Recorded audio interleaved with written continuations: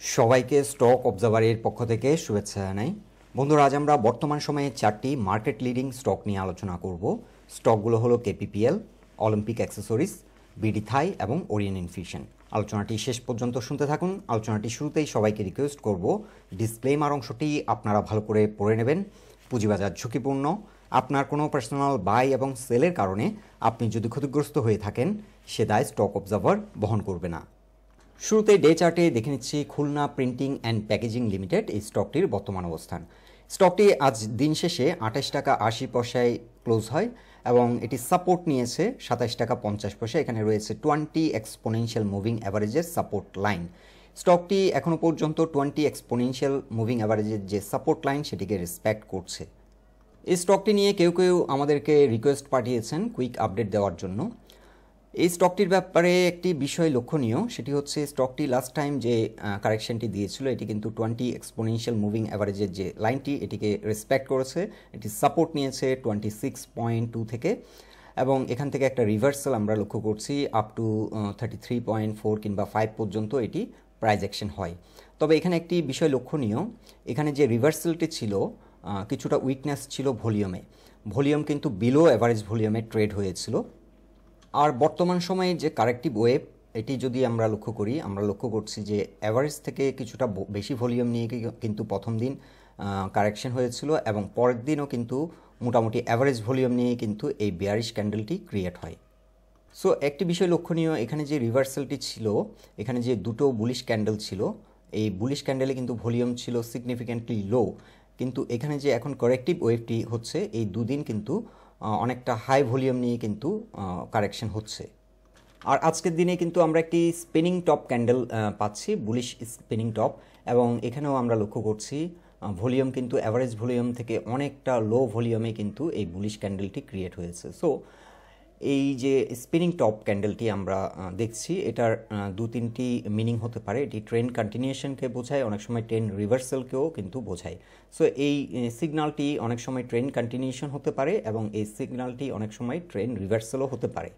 এখন এক্ষেত্রে যেহেতু এই স্পিনিং টপ ক্যান্ডেলটি আমরা পেয়েছি এবং বিলো অ্যাভারেজ ভলিউমে আমরা লক্ষ্য করছি ট্রেড হয়েছে, সেক্ষেত্রে এই স্টকটি ফার্দার আরও কারেকশন হতে পারে। সো স্টকটির ক্ষেত্রে অলরেডি একটি সাপোর্ট আমরা মেনশন করেছি, 20 এক্সপোনেনশিয়াল মুভিং অ্যাভারেজের যে সাপোর্ট লাইন সেটি হচ্ছে 27.5-এ বর্তমানে এটি সাপোর্ট লাইন রয়েছে 20 EM-এর। আর এর পরের সাপোর্ট লাইনটি রয়েছে প্রাইস পয়েন্ট সাপোর্ট, সেটি আছে 26.7-এ।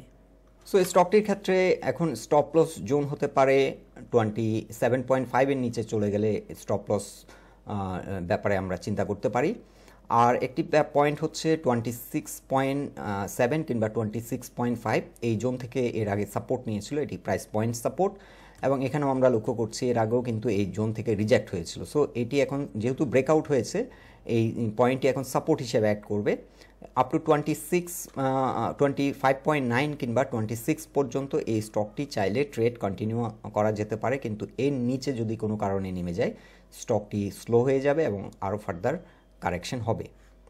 সো এই স্টকটির ক্ষেত্রে এখন নতুন করে ট্রেড নিলে নেওয়া যায়, কিন্তু সেক্ষেত্রে আমরা অলরেডি দুটো গুরুত্বপূর্ণ সাপোর্ট পয়েন্ট মেনশন করেছি, এর নিচে চলে গেলে স্টকটি থেকে এক্সিট নিয়ে নেওয়াটাই বেটার। সো এই স্টকটির ক্ষেত্রে এখন দুটো বিষয় লক্ষণীয়। স্টকটি কিন্তু আমরা উইকলি চার্টে দেখতে পাচ্ছি অ্যাভারেজ থেকে কিন্তু অনেকটা হাই ভলিউম নিয়ে একটি স্ট্রং প্রাইস অ্যাকশনের মাধ্যমে এটি লং র্যালি করে 34 পর্যন্ত। সো মার্কেট যদি এখন কারেকশন মুডে থাকে, এই স্টকটি আবারও হয়তো 26 এই জোনটিকে রিটেস্ট করতে পারে, রিটেস্ট করে হয়তো ইউটার্ন নিতে পারে। আর আমরা এখানে দেখতে পাচ্ছি যে মানি ইনফ্লো সিগনিফিক্যান্টলি হায়ার দেন মানি আউটফ্লো। এই স্টকটি কিন্তু এখনও যথেষ্ট মোমেন্টাম রয়েছে, এখন ডিপেন্ড করছে ওভারঅল মার্কেট পারফরমেন্সের উপর। এখন ডে চার্টে দেখে নিচ্ছি অলিম্পিক অ্যাক্সেসরিজ লিমিটেড, এই স্টকটির অবস্থান। এই স্টকটি রিসেন্টলি একটি গুরুত্বপূর্ণ রেসিস্ট্যান্স পয়েন্ট ব্রেকআউট করেছিল 17 টাকা 80 পয়সা কিংবা 18 টাকা লেভেলে। এই জোনটি থেকে একটি ব্রেকআউট দেওয়ার পর কিন্তু ভালো একটা প্রাইস অ্যাকশন আমরা হয়েছে দেখতে পাচ্ছি। এটি 21 টাকা 20 পয়সা কিংবা 30 পয়সা পর্যন্ত হিট করেছিল এবং বর্তমানে এই সাপোর্ট, এই গুরুত্বপূর্ণ রেসিস্ট্যান্স পয়েন্টটি এখন বর্তমানে সাপোর্ট হিসেবে অ্যাড করছে, এই সাপোর্ট পয়েন্টটিকে রিটেস্ট করছে। আরেকটি বিষয় লক্ষণীয়, আজকের দিনে কিন্তু মোটামুটি অ্যাভারেজ ভলিউমে এই স্টকটি ট্রেড হয়েছে। মানি ইনফ্লো সিগনিফিক্যান্টলি হায়ার দেন মানি আউটফ্লো। সো স্টকটি অ্যাপারেন্টলি মনে হচ্ছে 17 টাকা 80 পয়সার যে সাপোর্ট, এই সাপোর্ট পয়েন্টটিকে রেসপেক্ট করবে। সো স্টকটি যদি নেক্সট ট্রেডিং সেশনে কালকে এটি যদি ইউ টার্ন নেয়, আমরা চাইলে নতুন করে এখান থেকে এন্ট্রি নিতে পারি। আর স্টপ লস অবশ্যই সেট করব 17 টাকা 50 পয়সার নিচে চলে গেলে আমরা স্টপ লস সেট করব। সো এই স্টকটি যদি আমরা এই জোনটিতে নতুন করে এন্ট্রি নিই, যদি এই সাপোর্ট পয়েন্টে আমরা যেটা মেনশন করেছি 18 টাকার এই সাপোর্ট পয়েন্টটিকে যদি রেসপেক্ট করে, তাহলে এই স্টকটি আমরা ট্রেড কন্টিনিউ করতে পারি আপ টু 24.6 থেকে 26.9। এই জোনটিতে মোটামুটি একটা ভালো রকমের সেল প্রেশার আসবে। 24 টাকা 60 পয়সা থেকে 26 টাকা 90 পয়সা এই জোনটি হবে। আমরা এই জোনটিতে কেমন প্রাইস অ্যাকশন হয়, কেমন বিহেভ করে এই স্টকটি, কতটা সেল প্রেশার থাকে, ক্যান্ডেলস্টিক প্যাটার্ন দেখে আমরা ডিসিশন নিতে পারি।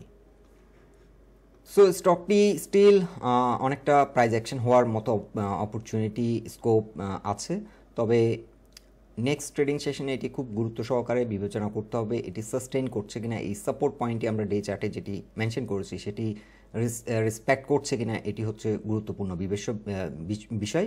আর এই সাপোর্টটিকে যদি রেসপেক্ট না করে, তাহলে ইমিডিয়েটলি এই স্টকটি থেকে এক্সিট নেওয়াটাই বেটার, কারণ এটি একটা লং র্যালি করেছে এবং আমরা ফিবোনাচি রিট্রেসমেন্ট চার্টে লক্ষ্য করছি এটি 23%-এর যে সাইকেলটি সেটি কমপ্লিট করে ফার্দার আরও নিচে নেমে গেছে। সো এটি ফার্দার আরও নিচে নামার মতো স্কোপ আছে। 38% পর্যন্ত কারেকশন হতে পারে, কিংবা আমরা ক্ষেত্র বিশেষে বিভিন্ন স্টকগুলোতে দেখি যে 50 থেকে 61% পর্যন্ত রিট্রেসমেন্ট হচ্ছে।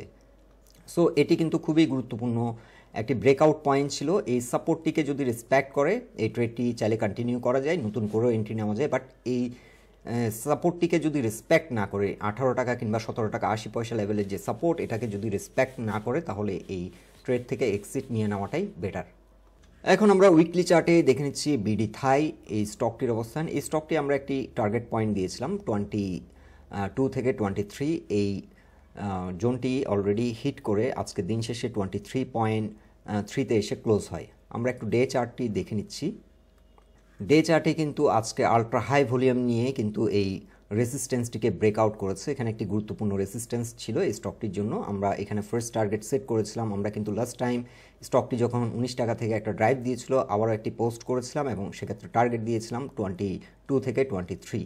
সো আমাদের এই টার্গেটটি অ্যাচিভ করে আজকে কিন্তু এখানে একটা ব্রেকআউট দিয়ে দিয়েছে এবং আলট্রা হাই ভলিউমে কিন্তু এই ড্রাইভটি দিয়েছে। সো স্টকটির গন্তব্য এখন 26 থেকে 28 পর্যন্ত হতে পারে। তবে এখানে অবশ্যই মাথায় রাখতে হবে এই জোনটিতে কিন্তু ভালো রকমের একটা সেল প্রেশার রয়েছে। এখানে যে ভলিউম আমরা লক্ষ্য করছি, এখানে ভালো রকমের একটা ভলিউম কিন্তু একসময় ট্রেড হয়েছে 26 থেকে 27। এই জোনটিতে কিন্তু অ্যালার্ট থাকতে হবে। স্টকটির এখন BDTHAI এই স্টকটির এখন গন্তব্য হতে পারে তার রিসেন্ট প্রিভিয়াস যে হাই, সেটি 31 টাকা পর্যন্ত প্রাইস অ্যাকশন করেছিল, 31 টাকা প্লাস।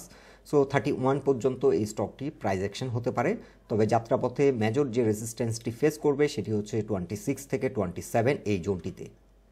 আরেকটি বিষয় মাথায় রাখতে হবে, এই স্টকটি যেহেতু এখানে একটি ব্রেকআউট দিয়েছে, এই স্টকটি হয়তো ফার্দার আর একটু ট্রাভেল করবে, ট্রাভেল করে এসে আবার হয়তো এই জোনটিকে রিটেস্ট করারও সম্ভাবনা আছে। সো স্টকটি কিন্তু এখন বর্তমানে একটা অ্যাগ্রেসিভ প্রাইস অ্যাকশন লক্ষ্য করছি। এটা সুপার বুলিশ একটা মোমেন্টাম ফর্ম করেছে আবারও, এবং ভালো একটা প্রাইস অ্যাকশন হচ্ছে। সো স্টকটি আমরা চাইলে লক্ষ্য রাখতে পারি।